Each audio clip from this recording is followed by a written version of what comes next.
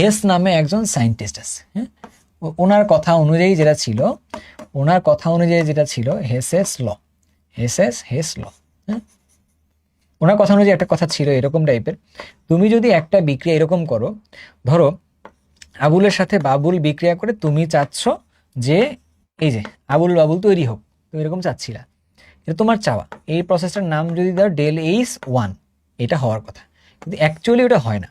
প্রথমে কি হয়, আবুল বাবুল থেকে ও কাবুল তৈরি করে, এইটাতে যে তাপটা হয় তাকে এইচ টু বলো, সেই কাবুল থেকে পরবর্তীতে ধরলাম ডাবুলে পরিণত হয়, এটার নাম তুমি ডেল এইচ থ্রি বলো, এখান থেকে পরবর্তীতে সে এইখানে আসে, এর নাম হচ্ছে কত, ডেল এইচ ফোর বলো।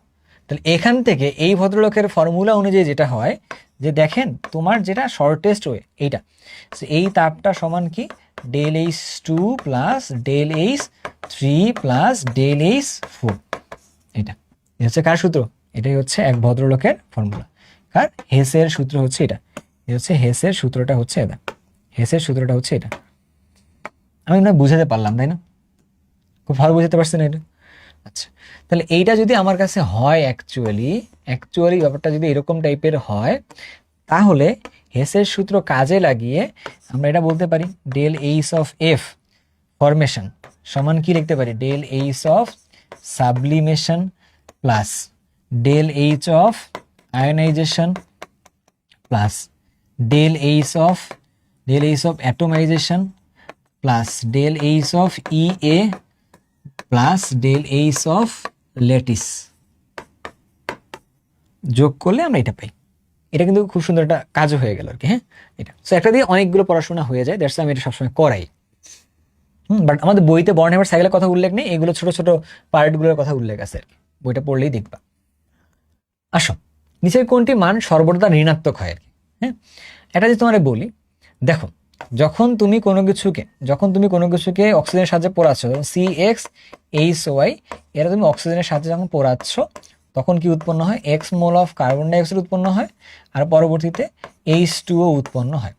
তাহলে এটা হচ্ছে Y/2 মোল তৈরি হয়, এর সামনে হচ্ছে ব্যালেন্স করার জন্য কিছু একটা এখানে দিয়ে দিবে আর কি। তো এই তাপটা যেটা উৎপন্ন হবে, এই তাপটা সবসময়ের জন্য নেগেটিভ হবে আর কি, বুঝছো? তাহলে দহন তাপ সবসময়ের জন্য নেগেটিভ হয়, বিক্রিয়া তাপ পজিটিভও হইতে পারে নেগেটিভও হইতে পারে, গঠন তাপ পজিটিভও হইতে পারে সবসময়ের জন্য, নেগেটিভও হইতে পারে আর কি। আবার দেখা যাচ্ছে কি দহন তাপ যেটা দ্রবণ তাপ, এটা পজিটিভ হতে পারে নেগেটিভ হতে পারে, বাট দহন তাপটা সবসময়ের জন্য নেগেটিভ হবে আর কি, এই কথাটা মাথায় থাকতে হবে, হ্যাঁ। কোনো কিছু দ্রবীভূত করার জন্য যে তাপ তাকে বলছে দ্রবণ তাপ, হ্যাঁ। এত যেটা হইলো Cl একটা ইলেকট্রন গ্রহণ করে Cl মাইনাসে পরিণত হয়েছে, এটাকে কি বলা হয় বলতো, এক মোল ইলেকট্রন গ্রহণ করছে, যেটা ইলেকট্রন আসক্তি বলে, ইলেকট্রন আসক্তি বলে, ঠিক আছে। এটা তো আমরা দেখলাম তখন মনে হয় ওই যে বর্নহেইমার সাইকেলে এটা ছিল, CaCl এত বন্ধন শক্তি যথাক্রমে এত এত হইলে এক্ষেত্রে তাহলে বিক্রিয়া তাপ কত আর কি। তোমরা ছোটবেলায় এটা করছো না, যে এখানে দেখো চারটা হাইড্রোজেন আছে, এই যে চারটা এখানে হাইড্রোজেন আছে, চারটা এখানে হাইড্রোজেন আছে, এই বন্ডগুলো ব্রেক করতে হবে আর কি, ক্লোরিন ক্লোরিন দুইটা বন্ধন ভাঙতে হবে, আর এখানে কি হইলো হাইড্রোজেন হাইড্রোজেন কার্বন দুইটা বন্ধন করতে হবে, ক্লোরিন কার্বন দুইটা বন্ধন করতে হবে, এর সাথে হচ্ছে দুইটা Cl এটা হবে। তো এখানে তোমার কাছে কি করতে হবে, বিক্রিয়া তাপ ডেল এস বলছে বন্ধন শক্তির ক্ষেত্রে কি, এগুলো টোটালটা বিক্রিয়কের কয়টা বন্ধন ভাঙতে হচ্ছে সেইটা, তারপরে হচ্ছে এইগুলোকে একবার যোগ করবা, তারপর এটা বিয়োগ করবা, তারপর তুমি দেখবে এখান থেকে অ্যান্সার চলে আসবে, এটা তুমি করবে আর কি।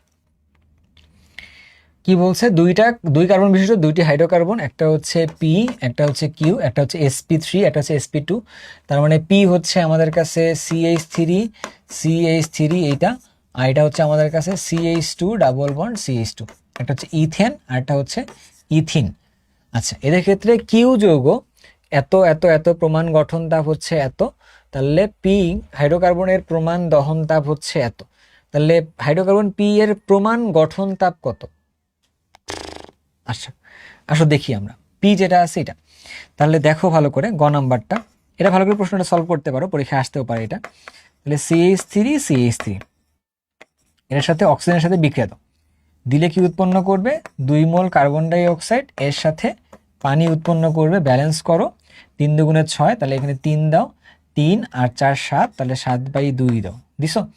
এইটার দহন তাপ দিয়ে দেওয়া আছে তাই না, প্রমাণ গঠন তাপ বের করতে বলছে, পি এর দহন তাপ দেওয়া আছে, তার মানে ডেল এইচ এর মান দিয়ে দেওয়া আছে, ডেল এইচ অফ দহন তাপটা দেওয়া আছে।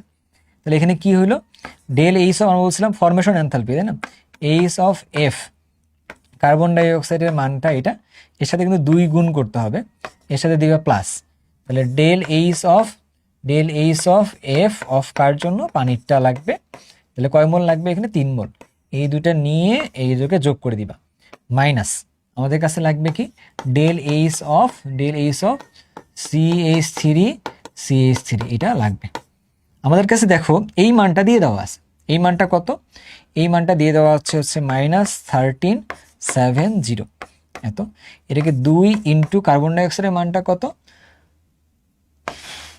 84 -84 প্লাস 3 ইন্টু এর মানটা কত, এর মানটা হচ্ছে কিউ যৌগ এত এবং এত, কিউ এর জন্য এত, সরি কার্বন ডাইঅক্সাইডের জন্য 93 ভুল লিখছে এখানে, কিউ এর জন্য হচ্ছে এত, কার্বন ডাইঅক্সাইডের জন্য 93 -393, ওকে, এটা হচ্ছে -220, তাহলে এই দুইটা তুমি এখানে বসাই দিবা, তোমাকে বের করতে বলছে ডেল এইচ এফ হচ্ছে CH3 কোনটা বের করবা বলো তো এবার, এইটা হচ্ছে আমাদের কাছে অ্যান্সার বের করতে হবে, সরি আমাদের কাছে কোনটার অ্যান্সার বের করতে হবে হচ্ছে এটা, তাহলে del H of CH3 CH3 এটা বের করতে হবে, তাহলে এইটা আছে সবকিছু সুন্দর বের করা যাবে, হ্যাঁ, এইটা এই পাশে চিহ্ন আছে, এই পাশে দেখো চিহ্নগুলো সব দিয়ে দেওয়াই আছে, যা যোগ করলে এখানে একটা অ্যান্সার বের হবে, করো এটা বসে বসে, বুঝছো, করো এটা বসে বসে। এবার আসো ঘ নাম্বারটা, উদ্দীপকের পি এবং কিউ যোগের মধ্যে কোনটি সর্বোৎকৃষ্ট জ্বালানি? আচ্ছা ঠিক আছে, ভালো করে বুঝো, পি যেটা আছে, পি এর দহন তাপ দিয়ে দেওয়া আছে হচ্ছে এত, আচ্ছা কিউ এর দহন তাপ তাহলে কত, তাহলে কিউ এর দহন তাপটা বের করতে হবে, বুঝছো, কিউ এর দহন তাপটা আগে বের করতে হবে, তাহলে CH2 ডাবল বন্ড CH2, আচ্ছা এর সাথে অক্সিজেনের বিক্রিয়া দাও, দিলে কি উৎপন্ন করবে, কার্বন ডাই অক্সাইড, তারপর কি তৈরি করবে, পানি, দুইটা কার্বন আছে 2, এর সাথে দিলে 2 2 6, তাই না, তাহলে 3 দিতে হবে এখানে, তাহলে আমাদের কাছে বের করতে হবে কত, দহন তাপ, ডেল এইচ অফ দহন, এটার জন্য দহন তাপ কত বের করতে হবে, কেমনে বের করব, এই দুইটা মাইনাস এইটা, আমি যদি একবারে লিখি তুমি কি বুঝবা, আচ্ছা বুঝার কথা, তুমি দেখো তো, না বুঝলে আমারে বইলো, কার্বন ডাইঅক্সাইড কত -393, আচ্ছা প্লাস 2 ইন্টু -220 এত, মাইনাস এইটার মানটা কত দেওয়া আছে 84, তাহলে -84, অক্সিজেন দিলাম না কেন, কারণ মুক্ত মৌলের ক্ষেত্রে গঠন তাপ তো আসলে কত, গ্যাসের ক্ষেত্রে এটা 0, তাহলে এখন দহন তাপটা আমার কাছে মনে হয় এটা বের হয়ে আসবে 2 ইন্টু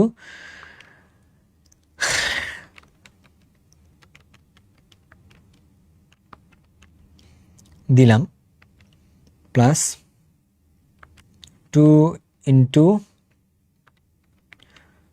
-220 প্লাস 84, তাহলে কত আসলো -1142 কিলো জুল পার মোল। তাহলে আমাদের কাছে পি আর কিউ এর মধ্যে দুইটারই ক্ষেত্রে আমরা কিলো পাইছি, কি পাইছি যেন, তার দহন তাপটা পাইছি। তাহলে এবার তোমাকে হিসাব নিকাশ করতে হবে, এইটা যেটা আছে এটা কত, এর 1 মোলকে পুরাইতে এই পরিমাণ লাগে, 1 মোল মানে কত গ্রাম, এটা আগে দেখা লাগবে আর কি, এটা কত, এটার ভর কত বলো তো, এটার ভর কত, এটার ভর হচ্ছে কার্বনে হচ্ছে 12 দুগুণে 24, 24-এর সাথে 4, তাহলে হচ্ছে 28, তাহলে এবার দেখো তুমি এর 28 গ্রামকে পোড়াইলে তুমি পাচ্ছ 1142 কিলো জুল তাপ পাচ্ছ, তাহলে এর 1 গ্রামকে পোড়াইলে তুমি কতটুকু তাপ পাবা, 1 গ্রামকে পোড়াইলে তুমি তাপ পাবা হচ্ছে 1142 ভাগ 28, তাহলে কত 40.78 এত কিলো জুল তাপ পাবা। তাহলে যদি তুমি ইথিনকে পোড়াও, 1 মোলকে পোড়াইলে এই পরিমাণ তাপ পাবা, আর তুমি যদি পি কে পোড়াও, বুঝছো, তাহলে এর জন্য তাপ দেওয়া আছে কত -1370 না, তাহলে এবার তুমি দেখো ওর ভর কত, তাহলে হচ্ছে 24-এর সাথে 6 যোগ করো, তাহলে হচ্ছে 30, তাহলে হচ্ছে দেখো কি বলতে পারবা পরবর্তীতে এর জন্য, যে ভাই আমি যদি ওর 30 গ্রাম কাকে পি যদি পোড়াই, পি পোড়াইলে পাচ্ছি হচ্ছে 1370 কিলো জুল। তাহলে আমার কাছে এর যদি আমি 1 গ্রাম যদি পি পোড়াই তখন আমি কত পাবো? তখন আমি পাচ্ছি হচ্ছে কত, 1370/30, তখন পাচ্ছি হচ্ছে 45.67 কিলো জুল। তাহলে এবার তুমি আমারে বলো একটা কথা, যে কোনটাকে তাহলে বেশি পোড়াইলে বেশি তাপ পাওয়া যায়? তাহলে সবচেয়ে বেশি তাপ পাওয়া যাচ্ছে হচ্ছে পি কে পোড়াইলে। তাহলে যাকে পোড়াইলে বেশি তাপ পাওয়া যায় সেটা হচ্ছে উৎকৃষ্ট জ্বালানি। তাহলে পি হইল বেস্ট জ্বালানি। বুঝছো? পি হইল বেস্ট জ্বালানি। কেন? যার 1 গ্রামকে পোড়াইলে বেশি পরিমাণে তাপ পাওয়া যায় ওইটাই হচ্ছে আমাদের কাছে বেস্ট জ্বালানি আর কি। কনসেপ্ট কি বুঝতে পারছো? এই প্রশ্ন কিন্তু ভালো প্রশ্ন, পরীক্ষায় চলে আসার মতো প্রশ্ন। এরকম প্রশ্নগুলো অনেক আছে, এখন তোমাকে দেখবা ধরাই দিব, তুমি পারবা। 2 নং বিক্রিয়ায় 1200 কিলোজুল তাপ উৎপন্ন করতে এসটিপিতে কত লিটার অক্সিজেন লাগে? 2 নং মানে এইটাতে, তাই না? দেখো এইটুকু তৈরি করার জন্য আমার লাগে হচ্ছে 1 মোল লাগে আর কি। হ্যাঁ, তাহলে হচ্ছে কি বললাম, তাহলে বললাম 394 কিলো জুল এটা উৎপন্ন করতে লাগে হচ্ছে আমার 1 মোল। 1 মোল মানে কত? 22.4 লিটার অক্সিজেন লাগে, তাই না? তাহলে এখন আমার যদি 1200 কিলো জুল তাপ উৎপন্ন করতে হয় তাহলে কত লাগবে? 22.4 ইন্টু 1200 ডিভাইডেড বাই কত? 394। এটা করলে যা লাগবে সেটা একটু দেখো এবার ভালো করে।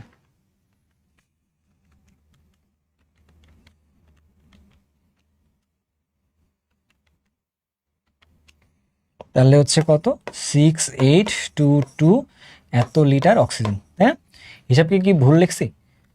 3-4 না, ঠিক আছে। বুঝছো? এবার যাও, এক্স ও ওয়াই দুইটা হাইড্রোকার্বন যাদের আণবিক ভর 16 আর হচ্ছে যে 30, বুঝলাম। এক্স এর গঠন তাপ হচ্ছে এত, ওয়াই এর গঠন তাপ হচ্ছে এত। উদ্দীপকের দৃশ্যকল্পে 1 এবং 2 নং ডাটা হতে জ্বালানি হিসেবে এক্স ও ওয়াই এর মধ্যে কোনটি অধিক উত্তম?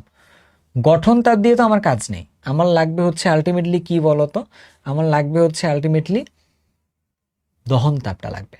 তাহলে তুমি কি কাজ করবে এবার বলো? বিপদে পড়ে যাবা। দুইটা হাইড্রোকার্বন যাদের আণবিক ভর হচ্ছে 16, আণবিক ভর 16 মানে তোমার কাছে এটা কোনটা? CH4। এটা মানে এটা হচ্ছে CH3 CH3। তোমার যে কাজটা করা লাগবে এখন, প্রথমে এই সলভটা করার জন্য CH4 এর সাথে অক্সিজেনের বিক্রিয়া দিবা, দিলে তৈরি করবে হচ্ছে কার্বন ডাই অক্সাইড, তারপরে লাগবে হচ্ছে এখানে পানি। তাহলে এখানে 2 দিয়ে গুণ করলা, তাহলে এখানে 2 দিয়ে গুণ করবা। এখান থেকে তোমার লাগবে del H of carbon die অক্সাইডের দহন তাপ, কার্বন ডাই অক্সাইড সরি মিথেনের দহন তাপ বের করতে হবে আর কি। কেমনে বের করবা? এটা তোমার কাছে যেটা আছে এটাই। তাহলে -395 প্লাস 2 মোল এত, তাহলে 2 ইন্টু -220, ওকে, এত। তারপরে মাইনাস কত? এইটার দহন তাপ CH4 এর দহন তাপ দিয়ে দেওয়া আছে, এক্স যোগের দহন তাপ হচ্ছে -75, তাহলে হচ্ছে -75। এটা করলে তোমার কাছে এর দহন তাপটা বের হয়ে আসবে। আবার সিমিলার উপায়ে ওয়াই এর দহন তাপটা বের করতে হবে, সিমিলার উপায়ে ওয়াই এর দহন তাপ বের করতে হবে CH3 তার সাথে হচ্ছে অক্সিজেনের বিক্রিয়া দিবা, দিলে কি আসবে? কার্বন ডাই অক্সাইড 2 মোল, 3 মোল পানি, 3 মোল পানি, 3 দুগুণে 6, 3 আর 4 হচ্ছে 7, তাহলে 7/2। এখান থেকে আবার ডেল এইচ অফ দহন তাপ এটার জন্য কত হবে এটা বের করতে হবে। তাহলে কেমন বের করবা? 2 ইন্টু -395 এত, এর সাথে 3 ইন্টু -220, কাইন্ড অফ মানগুলো মুখস্থ হয়ে গেলে দেখো মাইনাস কত হবে এটা, এটা দহন তাপ কত? -84 মনে হয়, তাই না? 84 না, এবার 85 দিছে। তাহলে এখান থেকে এর দহন তাপ পাচ্ছ, এর দহন তাপ পাচ্ছ। তাহলে আবার কি করবা? ওর 1 গ্রামকে পোড়াইলে কত লাগে, ওর 1 গ্রাম করে পোড়াইলে কত লাগে, তাহলে ওর 1 গ্রামকে পোড়াইলে কতটুকু তাপ উৎপন্ন হয়, এর 1 গ্রাম পোড়াইলে কতটুকু তাপ উৎপন্ন হয়, সেখান থেকে ডিসিশন নিতে হবে তাহলে কোনটা ভালো হবে কোনটা খারাপ হবে আর কি। বুঝতে পারছো? ক্লিয়ার কিনা? Clear clear. ফার্দার কিন্তু কাজ করতে হবে 1 গ্রামকে নিয়ে আর কি, মাথায় রাখতে হবে অলওয়েজ 1 গ্রাম পোড়ানোতে হিসাব নিকাশ করতে হবে, 1 গ্রাম পোড়ালে এই হিসাবে যাইতে হবে আর কি, তাহলে তুমি হিসাবটা ক্লিয়ারলি বুঝতে পারবা। এবার আসলে হেসের সূত্রের এই জায়গাটায় আমরা মোটামুটি বুঝতে পারছি, অনেক ক্লোজে আসছি মনে হয়। হেস আর ল্যাভোয়েশি নামে এক ভদ্রলোক ছিল, হেসেরটা তো আমরা বুঝলাম হেসেরটা কেমন ছিল।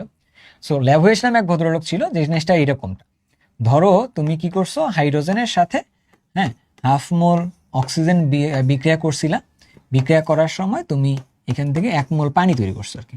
তৈরি করার সময় তোমার এখানে ডেল এইচ এর পরিমাণ যেটা, এটার মানটা আসছে -2.20 কিলো জুল আসছে, বুঝছো? ধরে নিলাম এটা। কিন্তু তুমি যদি আবার উল্টাটা করো, ওই H2O-টাকে ভেঙে আবার হাইড্রোজেন এবং তুমি যদি হাফ মোল অক্সিজেন তৈরি করতে যাও, তখন তোমার কাছে যে তাপটা লাগবে সেটা কিন্তু হবে তখন পজিটিভ লাগবে, বুঝছো? তার মানে মানের পরিবর্তন হচ্ছে না, মানটা সেম থাকে, শুধুমাত্র হচ্ছে দিক মানে হচ্ছে পজিটিভ আর নেগেটিভটা আসতেছে, এক সময় প্রয়োজন হয়, এক সময় সেটা উৎপন্ন হয় আর কি। ক্লিয়ার? ওকে, এটা হচ্ছে ল্যাভোয়েসের সূত্রটার মধ্যে থেকে আসছে। তাহলে চলো দেখি কি বলে, কোন পরিবর্তনটি তাপ উৎপাদী? আচ্ছা, মানে তাপ উৎপন্ন করতেছে। লিকুইড থেকে গ্যাসে গেলে তাপ দেওয়া লাগে, হ্যাঁ, গ্যাস থেকে লিকুইডে আসলে ঘনীভবন হয়, তাহলে এই জায়গায় সে তাপটা উৎপন্ন করে, মানে তাপটা ছেড়ে দেয়। সলিড থেকে গ্যাসে তাপ দেওয়া লাগে, সলিড থেকে লিকুইডও তাপ দেওয়া লাগে আর কি। তারপরে বলছে প্রমাণ অবস্থায় কার্বন ডাই অক্সাইড এত এর এনথালপির মান হচ্ছে এত, ইথানলের দহন বিক্রিয়ায় এনথালপি হচ্ছে এত, গঠন তাপ কত। সো এরকম ম্যাথ আমরা করছি, এটা তুমি নিজে করতে পারবা, বুঝছো? এটা হচ্ছে নিজে করতে পারবা। এই ম্যাথটা করছি আমরা এরকম, তুমি দেখতে চাও এই ম্যাথটা? তুমি ভাবতেছো মানে ভাই করায়নি, তাই না? হায় রে বাবা, এত কিছু বললাম, এত কিছু করাইলাম, তারপরে তুমি এই কথাটা কইলা, হ্যাঁ? আচ্ছা, এমনও হইতে পারে তো আমি করাইনি, তাই না? এমনও তো হইতে পারে আমি করাইনি। এটা ভালো করে দেখো, দেখো দহন তাপের কথা বলছে না এটা, এইটা দহন তাপ, এটা কার্বন ডাই অক্সাইড, এটাই এত। তোমার কাছে ওই যে প্রশ্নটা ছিল না, ওখানে ইথানলের ক্ষেত্রে মনে হয় গঠন তাপের কথা বলছিল আর কি, তাই না? তাহলে গঠন তাপ মানে কি? এটা যদি ইথানল দিয়ে বিক্রিয়াটা লিখতা, তাহলে তো এই জায়গায় তো ইথানলটা থাকতো, জাস্ট এই মানটা বের করা, এইটা আর এটা বিয়োগ করে। না না, এই ম্যাথ আমি করছি মনে হচ্ছে আমার, বুঝছো? মনে হইতেছে এখন, কি আর করার আছে, দেখে আসি একটু, চলো তো। আচ্ছা, একটু দেখে আসি, কারণ না হলে নিজেরই একটা মনে হবে যে আমি তো করাইনি। এই যে এটা তো দেখো, এই যে এখানে দেখো, এই দহন তাপ দেওয়া ছিল, এই সবগুলো মান দেওয়া ছিল, আমার এইটার গঠন তাপ বের করতে বলছে, এই যে গঠন তাপ বের করে দিলাম, এটাই না জিনিসটা, তাই তো? এটাই তো, এটাই ছিল না জিনিসটা, দেখো তো, এটাই ছিল তো গঠন তাপ, মানে তো এই যে এটাই তো গঠন তাপ, তো এই তো বলছে, দেখছো? আমি কইলাম না, করাইছি, এটা মনে আছে। এটা মিথেনের দহন তাপ এত, আচ্ছা, এইটা এত হইলে এত তাপ উৎপন্ন করতে কি অক্সিজেন লাগে মিথেনের প্রয়োজনে আর কি, এটা করাইছি না একটু আগে? অক্সিজেনের পরিমাণটা বের করাটা উল্টা হবে, যে এখানে করার জন্য এত মোল লাগে, তাহলে ওইটা তাপ উৎপন্ন করার জন্য কত মোল লাগবে, তো অত মোল থেকে তুমি হচ্ছে লিটারে কনভার্ট করতেছো, এটাও করাইছিলাম। বেশি পরিমাণে তোমাদের প্র্যাকটিস দেওয়া হয়েছে।